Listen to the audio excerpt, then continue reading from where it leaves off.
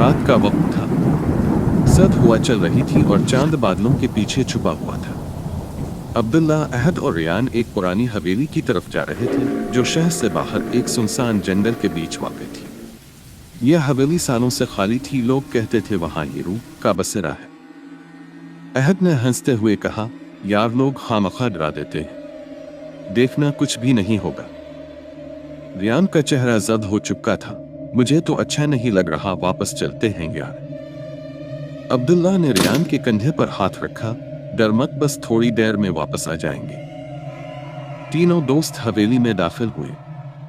दरवाजा खुद ब खुद पीछे से बंद हो गया, उठा कू की आवाज से। रियान ने चीख मारी। ये क्या था? अहद ने जल्दी से मोबाइल की टॉर्च ऑन की। अंदर गर्द जाले और अजीब सी खामोशी थी। अब्दुल्ला ने एक कमरे का दरवाजा खोला। अंदर एक पुराना आईना था जिस पर धुंध छाई हुई थी। लेकिन जैसे ही उन्होंने इस आईने में देखा, उन्हें वहां अपनी नहीं बल्कि किसी और की छवि नजर आई। एक औरत जो सफेद लिबास में थी, इसकी आंखें सारुख और चेहरा जख्मों से भरा हुआ था। रियान जमीन पर गिर गया। हमें यहां से जाना चाहिए। अहद आगे बढ़ा, मगर जैसे ही वो आईने के करीब पहुंचा, अचानक इसका अक्स आईने से निकलकर बाहर आ गया और अहद बेहोश हो गया। अब्दुल्ला चीखा, ये क्या हो रहा है? एक सर्द आवाज गूंजी, तुमने मेरे घर में कदम रखा, अब तुम वापस नहीं जा सकते। एक दरवाजा जोर से खुला और सीढ़ियां नीचे तह खाने की तरफ जाने लगी। अब्दुल्ला ने अहद को घसीटते हुए वहां से निकलने की कोशिश की, मगर दरवाजे बंद होते जा रहे थे, जैसे किसी ने इन सब को कैद कर लिया हो। अचानक रियान खड़ा हुआ, जैसे किसी और के कब्जे में हो। इसकी आंखें सफेद थीं।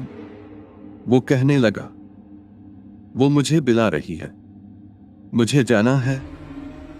अब्दुल्ला ने रियान का हाथ पकड़कर चीखा, रियान, खुद पर काबू रख। मगर रियान ने जोर से धक्का दे दिया। वो तहखाने में गायब हो गया। तहखाने से बच्चों की हंसी की आवाज आ रही थी, मगर वो हंसी इंसानी नहीं थी, इसमें वहशत थी। अब्दुल्ला ने अहद को संभाला और दरवाजे की तरफ दौड़ा, मगर हर दरवाजा बंद हो चुका था। फिर अचानक खामोशी छा गई। कमरे में मौजूद घड़ी रात के 3 बजे पर रुक गई। अब्दुल्ला ने आंखें बंद की और कुछ पढ़ना शुरू किया। एक झटके से सब कुछ हिलने लगा, रोशनी चमकी और सब कुछ गायब हो गया।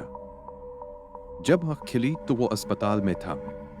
अहद और रियान दोनों बेड पर लेटे थे, मगर रियान की आंखें अभी भी सफेद थीं और वो आहिस्ता से कह रहा था, वो अभी भी मेरे साथ है।